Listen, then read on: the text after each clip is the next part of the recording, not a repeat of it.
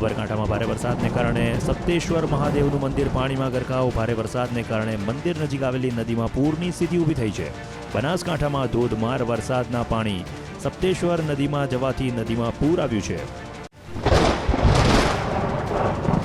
પાટણમાં ભારે વરસાદને કારણે રાધનપુરના નાનાપુરા ગામનો સંપર્ક કપાયો અને ગામના લોકોનો કોઈ સંપર્ક થઈ શક્યો નથી. ભારે વરસાદને કારણે તંત્ર પણ ગામ સુધી પહોંચી શક્યું નથી. પાટણમાં સતત ધોધમાર વરસાદ પડવાને કારણે લોકો મુશ્કેલીમાં.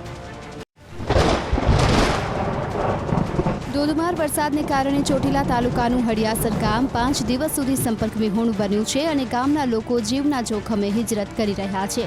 આ વિસ્તારના 50% લોકો અહીં હિજરત કરી પોતાના સગા સંબંધીઓને ત્યાં પહોંચ્યા છે. ભારે વરસાદને કારણે ગામ બેટમાં ફેરવાઈ ચૂક્યું છે. તમામ લોકો પશુપાલન અને ખેતીના વ્યવસાય સાથે સંકળાયેલા છે.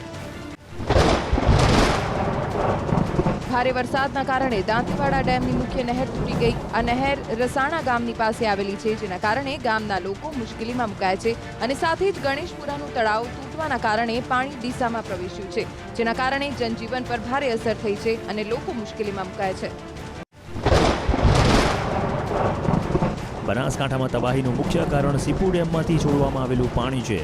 ઉપરવાસમાં પડેલા ભારે વરસાદને કારણે સીપુ ડેમ છલકાયો છે, જેના કારણે તેમાંથી પાણી છોડવામાં આવ્યું છે, જેથી આસપાસના વિસ્તારોમાં ભયજનક સ્થિતિ સર્જાય છે અને તંત્રએ પણ લોકોને સીપુ ડેમના વિસ્તાર તરફ જવાની મનાઈ ફરમાવી છે.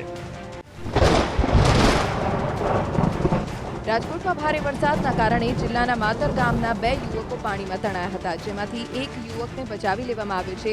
આ યુવકો રવિવારના રોજ ભારે વરસાદના કારણે પૂર આવતા તણાઈ ગયા હતા. હાલ એનડીઆરએફ ટીમના જવાનો જસદણ, ગોંડલ, રાજકોટના ફાયર વિભાગના જવાનો 36 કલાકથી યુવકોને શોધી રહ્યા છે. બનાસકાંઠાના અંતરિયાળ ગામોમાં સેનાના જવાનોએ રેસ્ક્યુની કામગીરી કરી. બીએસએફના જવાનો સતત બોટ અને દોરડાની મદદથી બચાવની કામગીરી કરી રહ્યા છે અને જે લોકો પાસે સામગ્રી નથી તેમના સુધી રાહતની સામગ્રી પહોંચાડવામાં પણ બીએસએફના જવાનો કામે લાગ્યા છે.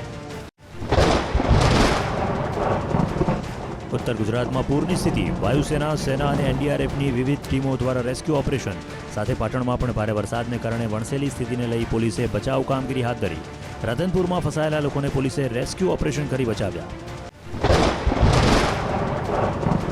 બનાસકાંઠામાં બનાસ નદીમાં ઘોડાપૂર આવતા અનેક વીજ થાંભલા ધરાશાયી થયા છે. બનાસકાંઠામાં પૂરના કારણે અનેક થાંભલા ધરાશાયી થતા વીજ પુરવઠો બંધ કરી દેવાયો છે. બનાસકાંઠામાં અંધારપટ છવાઈ ગયો છે. અમદાવાદમાં પણ ભારે વરસાદને કારણે મણિનગર રેલવે ક્રોસિંગ નજીક વૃક્ષ ધરાશાયી અને ઝાડ ધરાશાયી થવાને કારણે દક્ષિણ સોસાયટી તરફ જવાના રસ્તા પર ટ્રાફિક જામની સ્થિતિ સર્જાઈ. ઝાડ પડવાને કારણે વાહન વ્યવહાર પર ભારે અસર થઈ અને લોકોને અવરજવર કરવામાં તકલીફ પડી રહી છે.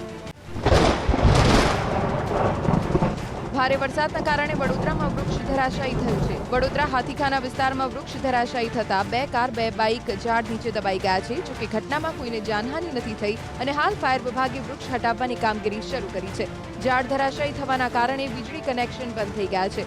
સાથે જ અવરજવર માટેનો રસ્તો પણ બંધ થઈ ગયો છે.